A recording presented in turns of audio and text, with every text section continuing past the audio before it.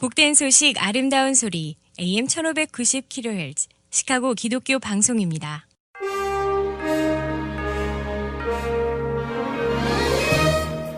여러분 안녕하십니까? 10월 15일 목요일 KCBS 헤드라인 뉴스입니다.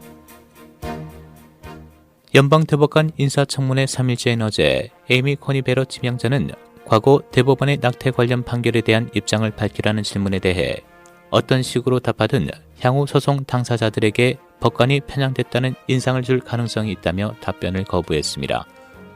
또 베러 지명자는 이전 오바마 케어로 불리는 전국민 건강보험법 ACA에 대한 대법원의 합헌 판결에 부정적인 인식을 표명했지만 조만간 대법원이 검토할 ACA 관련 소송과 관련해선 밝힐 입장이 없다고 선을 그었습니다.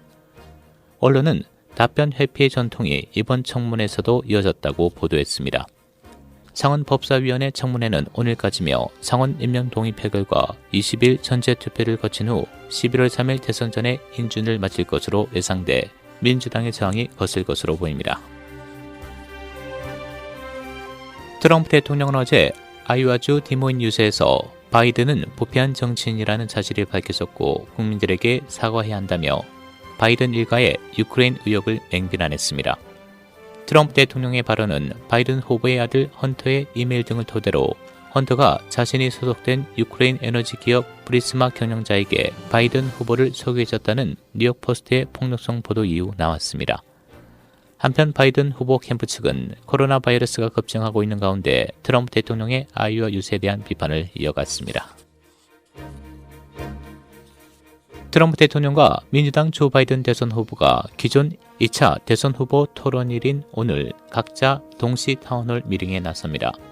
언론에 따르면 트럼프 대통령은 오늘 오후 8시 플로리다 마이애미에서 타운홀 미팅을 엽니다. 시카고 시간으로는 오후 7시입니다. 바이든 후보는 같은 시각 ABC로 중계되는 90분짜리 타운홀 미팅을 갖습니다.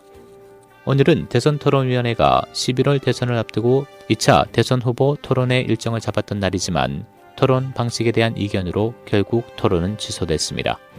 한편 대선토론위원회는 기존 3차 토론 예정일이었던 22일에는 예정대로 토론을 진행하기로 했고 대선 전 마지막 토론이 될 예정입니다. 퍼스트 레이디 멜라니아 여사가 신종 코로나 바이러스에 감염된 후 일어난 일들에 대해 백악관 홈페이지에 자세하게 공개했습니다. 멜라니아 여사는 운이 좋게도 증상은 미미했지만 모두 한꺼번에 찾아와 며칠 동안은 증상이 롤러코스터처럼 찾아왔다며 몸살과 기침, 두통이 있었고 극도의 피로감을 경험했다고 설명했습니다. 멜라니아 여사는 트럼프 대통령과 달리 약물 치료를 받지 않고 자연요법을 택했다면서 비타민과 건강에 좋은 음식을 많이 섭취했다고 말했습니다. 트럼프 후보의 아들 베러는 음성 판정을 받았다가 확진된 바 있으며 그는 증상 없는 무증상 감염으로 알려졌습니다. 멜라니아 여사와 아들 베러는 최근 검사에서 음성 판정을 받았습니다. 어제 로스앤젤레스 국제공항 상공에서 2개월 만에 두 번째 jet팩을 타고 날아가는 사람이 목격됐습니다. 미 항공 연방청 대변인에 따르면 어제 오후 1시 45분경 공항에서 북서쪽으로 약 7마일 떨어진 곳 약 6,000피트 고도에서 jet팩을 타고 날아가는 사람을 목격했다고 보고했습니다. FBI가 조사를 진행 중인 가운데 일부 전문가들은 그 물체가 정교한 드론일 수 있다고 말했습니다. 그룹 방탄소년단이 2010 빌보드 뮤직 어워즈에서 탑 소셜 아티스트를 수상하는 영예를 얻었습니다. 방탄소년단은 어제 로스앤젤레스 돌비 극장에서 진행된 시상식에서 탑 소셜 아티스트 상을 수상했습니다. 지난 2017년부터 올해까지 무려 4년 연속입니다. 국카우니가 내년에 세금 인상 없이 부족 예산을 예비비로 충당합니다. 토니 프렉윙클 국카우니 의장은 오늘 내년 예산을 위한 69억 달러 계획을 발표할 예정입니다. 쿡카운티는 내년에 세금을 인상하거나 도입하지는 않고 진행 중인 코로나 바이러스로 예상되는 4억 9천만 달러의 부족을 예비비로 충당할 계획인 것으로 알려졌습니다. 일리노이주 1일 신규 확진자 2,862명, 사망자 29명 추가돼 현재 누적 확진자는 33만 643명, 사망자는 9,320명, 확진율은 4.6%로 나타났습니다.